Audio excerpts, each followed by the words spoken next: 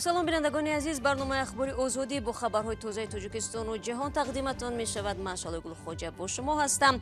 نخست به سرخط موضوع برنامه امروز 23 دکامبر توجه نمایید. در شمال تاجیکستان از آغاز انتقال گاز ازبکی خبر دادند. مسئولان میگویند فروش گاز اول به کارخانه‌های صنعتی صورت میگیرد. دادگاه شهر دوشنبه حکم متهمان در قتل وحشیانه 2 جوان زن را اعلام کرد. دانیار سفروف به 22 سال زندان و سعدالله رؤوف به حبس ابد محکوم شده است.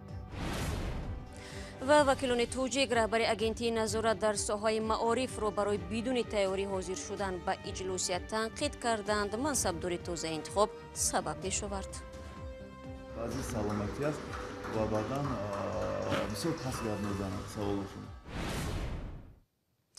بعد سالهای طولانی تنفس امروز ازبکستان انتقال گاز به شمال تاجیکستان را آغاز کرد. کارخانه خصوصی سوغدیان گاز با برافروختن گلخند در شهر خوجند ساکنان را از آمدن گاز طبیعی به لوله ها پیام داد. فروش گاز ازبکستان به تاجیکستان تقریبا 10 سال پیش در عهد اسلام کریموف قطع شده بود. حالا برخی از ساکنان خوجند که بنا به نبود گاز قبور آن را در خانه هایشان بریده بودند نگرانند که حتی در صورت دوباره انتقال شدن گاز طبیعی امکان استفاده آن را نخواهند داشت. عبدالله اشورف موضوع را ادامه می‌دهد. رهبر کارخانه سوغدیان گاز میگوید انتقال دیگر باره گاز طبیعی در نتیجه بستن شرطنامه با شرکت اوسترانسگاز با وجود آمده است. هر کوب گاز ازبکی $130 نرخ دارد. فروش گاز اول به کارخانه های صنعتی صورت میگیرد و با بیش از 100 مالکان آنها قرارداد امضا شده است. با تاکید فروشندگان گاز نرخ آن از 2 سومانی قیمت نخواهد بود. از سرگیری انتقال گاز طبیعی بیشتر از همه ساکنان کشور را خوشحال کرده است که حالا با نبود گاز طبیعی منزل‌هایشان را با هیزم انگشت و یا تپی گرم می‌کند. ولی مسئولان کارخانه‌های گاز تامین کنی میگویند صنایع دقیق انتقال گاز به خانه‌های زمینی و بلندآشانه اهالی شهر خوجند که قبرهای گازگذر را فعال نگاه داشتند هنوز معلوم نیست. ازبکستان از سال 2012 انتقال گاز طبیعی به تاجیکستان را پورا قطع کرده بود. در سالهای گذشته دولت تاجیکستان بارها تلاش کرد که موضوع از سرگیری واردات گاز طبیعی از ازبکستان را با مقامات کشور همسایه مطرح کند. ولی در زمان راهبری اسلام کریموف ازبکستان به چنین پیشنهاد پاسخی رد میداد. پس از درگذشت اسلام کریموف شوکت میرزیوف به سر قدرت آمد و اعلان کرد که میخواهد با کشورهای همسایه رابطه‌های دوستانه را برقرار کند. واردات دوباره گاز طبیعی از ازبکستان به تاجیکستان هم نتیجه سیاست‌های میرزیوف گفته می شود. دادگاه شهر دوشنبه 2 ساکن پایتخت را در قتل وحشیانه 2 جوان دختر مجرم شناخت. محاکمه در نسبت گمانبران 10 دکامبر آغاز شده بود. دادگاه دانیار سفر و سعدالله رؤوف را به آن گناهکار کرد که 2 دختر جوان را کشته جسدهایشان را پنهان کردند. جسد یکی از دختران پس از گذشت قریب 3 سال و دومی را بعد 5 ماه پیدا کرده بودند. ملرجب یوسفی و افسانه اکابر شو درباره حکم دادگاه گزارش می‌دهند. حکم دادگاه شهر دوشنبه روز 22 دکامبر صادر شد. مسئولین دادگاه با پخش یک خبرنامه گفتند دانیار سفروف به 22 سال زندان و سعدالله رؤوف به حبس ابد محکوم شده است. دادگاه آنها را به کشتار عیبدار کرد و مسئولین دادگاه در اظهارات گفتند گناهکاری این 2 نفر با دلیل‌های ردناپذیر ثابت شده است. نظر محکوم شده ها و وکیلان مدافعشان به حکم فعلا دسترس نیست. هر دوی آنها 28 ساله و ساکنان ناحیه اسماعیلی سامانه پایتخت هستند. قبلا در نواری که توسط مقامات کارهای داخلی پهن شد آنها به گناه خود اقرار کرده جای حادثه را نشان دادند، اما معلوم نیست که اقرار آنها تحت چه شرایط به دست آمده است. 2 جوان تابستان امسال و بعد آن دستگیر شدند که مقامات جسد زمیرما حیدرova و مهرافروز خالمرزا را در محله خرنگانی ناحیه ورزا پیدا کردند. اول 2 سال و 8 ماه و دیگری 5 ماه بیدرک بود. مسئولین دادگاه گفتند زمیرما حیدرova و دانیار سفروف سالها یکدیگر را میشناختند، ولی بعد آشنایی دختر با یک جوان افغان مناسبت آنها تغییر کرده است. به اطلاع رسمی مهرافروز خالمرزا یکی از قربانیان دیگر ماه اپریل امسال همچون مسافر به ماشین سعدالله رؤوف نشسته است. با گفته مقامات سعدالله رؤوف در داخل ماشین او را زده از حالت بیهوشی و عاجزیش استفاده برده او را به تپه‌های خرندگان برده است و پیشنهاد رابطه جنسی کرده است. البته معلوم نیست که سعدالله راپوف در این باره چه نظر دارد و در دادگاه تا کجا به گناه اعتراف کرده است. این حکم در حال اعلان شد که بعد از نشر ویدیوهای گمانداران بسیاری از کاربران شبکه‌های اجتماعی از مقامات خواسته بودند به آنها جزای سخت بدهند. ادعای به تحقیق مستقلانه چنین حادثه ها دعوت دارند. سالهای اخیر قتل بخصوص در زمینه رشک در تاجیکستان افزوده است. متخصصان مشکلات اجتماعی، آماده نبودن نوجوانان به حیات جنسی، شهوت پرستی و همدیگر نافهمی را سبب این افزایش می‌نامند. دوستان عزیز، گزارش مراجع یوسفی را تماشا کردید. حالا یک آگاهی پیشنهاد می شود. در ادامه از راه نیافتن سروزیر ارمنستان به برخی منطقه‌های کشورش و تنقید وکیلان توجیک از بی‌تیاری یک منصبدار نقل میکنیم. با ما بمانید.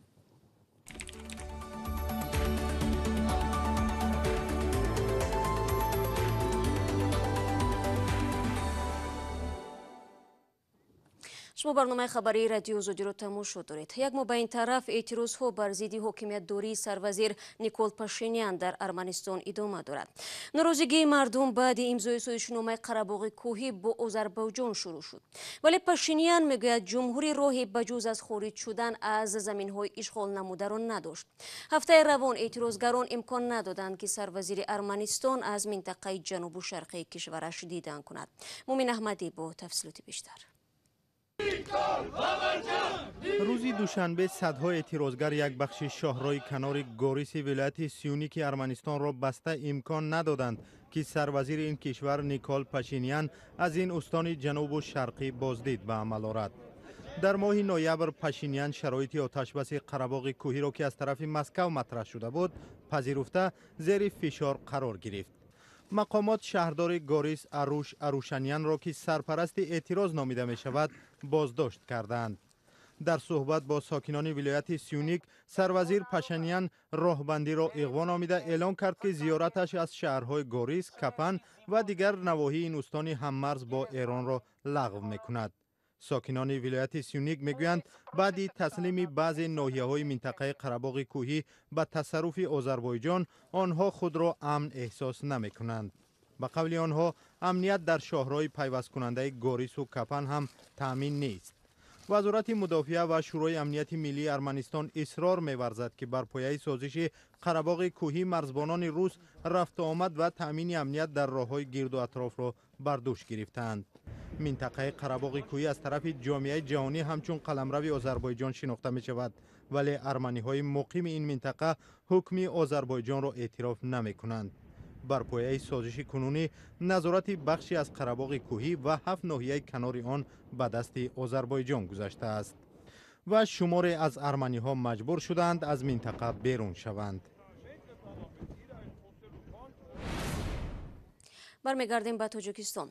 در دوشنبه امروز نظام قاسم را برای 5 سال دیگر رئیسی اتفاق ادیبانی تاجیکستان انتخاب کردند.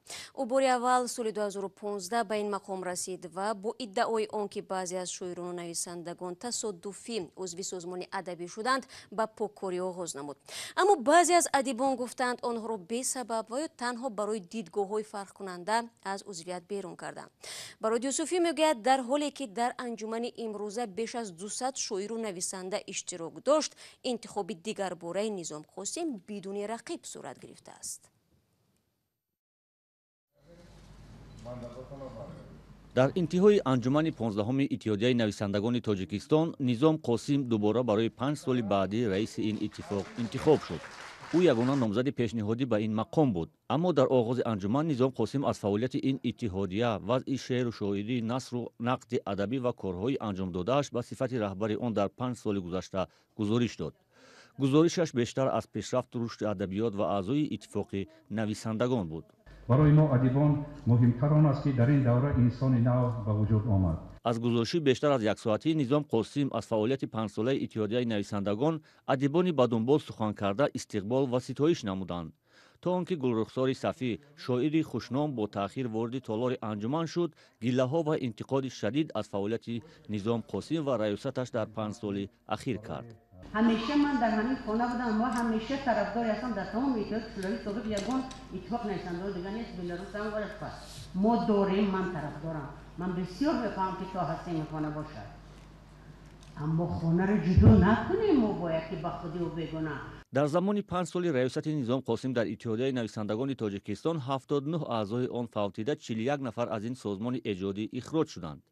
گلرخسار در سخنرانیش با اشاره به آنکه حدود و برخی بناهای اتفاق نویسندگان به طرابخانه و سازمانها اجاره داده شده است، از کار رهبریت اتحادیه انتقاد کرد. اتحادیه ادیبانی تاجیکستان سازمانی زیر نظارت و حمایت مالی دولت است. مخالفان اعضای آن را به تبلیغ گسترده حکومت و کار آن و چشمپوشی به مشکلات اجتماعی به مانند مهاجرت و بیکاری متهم میکنند، ولی مسئولان میگویند آنها اثرهای در خورد زمان میآفرند. شماری از وکیلان مجلس نمایندگان از آن نگرانند که ایده از منصبداران توجیک بدون آمادگی جدی به جلسه های پارلمان حاضر می شوند. امروز یک پرسش و پاسخ میان شاهین سعیدزاده، دیرکتور اگنتی نظارت در ساحه معاری و وکیل پارلمان عبدالحلیم غفورزاده این مسئله را دوباره داغ کرده است. علیشیر ظریفی و امردین اولیموف که جریان جلسه را از نزدیک مشاهده می‌کردند گفتند این منصبدار نتوانست به سؤال وکیلان پاسخ دقیق بدهد. امروز در جلسه مجلس نمایندگان پالاتای پایانی پارلمانی تاجیکستان 9 مسئله مورد بررسی قرار گرفت که از این 3 مسئله آن با فعالیت اگنتی نظارت در ساحه معارف نزد پرزیدنت تاجیکستان بخشیده شده بود. شاهین سعیدزاده رهبر این اگنتی ضمن معرفی این تغییر و علاوه ها که اساساً تغییرات املایی در بعضی از قانون ها می باشد با سوال های وکیلان پارلمان پاسخ گفت و پاسخهای او بعضی از وکیلان را قانع نکرد و سید جعفر عثمانزاده وکیل پارلمان با شاهین سعیدزاده گفت که من بعد با جلسه های پارلمان با تیاری بهتر حاضر شود. بعد از انجام جلسه شاهین سعیدزاده در صحبت با رادیوی آزادی گفت که وضع سلامتیش چندان خوب نبوده است. بعضی سلامتی است و بعداً بسیار پس گرد میزنند سوالشون. من همین قصد فهمیدم که تعدادی بعد هم گفتن که تعداد مؤسسه‌های تعلیمی عمومی را مکتب‌های میانه در نظر داشتن. من سوال درک نکردم سوالشون، سوالم جوابشون. ضمناً این باری نخست نیست که موضوع به آمادگی حاضر شدن بعضی از منصبداران با جلسه های پارلمان با بحث کشیده می شود. قبلا هم رهبر سابق مجلس نمایندگان تاجیکستان شکرجان ظهوروف بارها تاکید کرده بود که منصبداران باید در جلسه های پارلمان با آمادگی خوب حاضر شوند. خود وکیلان پارلمان هم میگویند که آمادگی منصبداران در جلسه های پارلمان برای آنها خیلی مهم است، چون می توانند با سوال های خود پاسخ های مشخص بگیرند. مثلا آنها که بی‌واسطه به همین ساحه مثلا اگنتی مثلا ساحه معارف بی‌واسطه به همین چیز رو کار دارند، آنها باید بهتر و خوبتر از ما دانند و بهتر و خوبتر به ما معلومات دهند که تا که ما اون معلومات را تحلیل کرده خلاصه های منطقی خود را برآورده توانیم. کارشناسان میگویند جلسه های مجلس نمایندگان آنطوری که انتظار دارند با بحث و بررسی های زیاد برگزار نمی شود و وکیلان پارلمان تغییر و علاوه ها با قانون ها را به بحث قبول میکنند، هرچند خود وکیلان به این عقیده ها راضی نیستند. زمینه در طرز و اصول برگزاری انتخابات تا انتخابات ها آزاد نشود و وابسته به پتانسیل انتلکتوالی و دیگر صفات های مثبت انسانی شهروندان شایسته واردی هم پارلمان و هم دیگر نهادهای مقامات نمایندگی نشوند، ثمرناکی را از این گونه پارلمان و مقامات نمایندگی عموما در نظام قانونگذاری انتظار شدن منطق می‌دارد. امردین اولیموف، علیشیر ظریفی، رادیوی آزادی، دوشنبه. و مقامات تاجیکستان گفتند به خاطر پیشگیری از وارد شکل نوی کرونا از بریتانیا مسئله جاری کردن محدودیت برای ورود از اروپا را بررسی دارند. پیدایش شکل نوی کرونا در این کشور بسیاری از دولت‌های جهان را نگران کرده است. سخنگوی وزارت تندرستی به رادیو آزادی گفت که مسئله فعلا در بررسی است و چگونه محدودیت را برای ورود شهروندان از اروپا باید جاری کنند. تصمیم نهایی به همین زودی ها اعلان می شود. بینندگان عزیز، وقتی برنامه اخبار آزادی اینجا به انجام میرسد. تشکر از یکایک شما که تا این لحظه ها ما را تماشا کردید. اخبار و گزارش های دیگر را چون همیشه در سامانه رادیو آزادی زیر نشانی www.azadi.org بخوانید و البته نوارهای روز در آزادی ویدیو کانال مستقیم ما در یوتیوب گذاشته می شود. فراموش نکنید که فردا صبح با خبرهای نو و تازه همه شما را منتظریم. تا آن دم خدا نگهدارتان.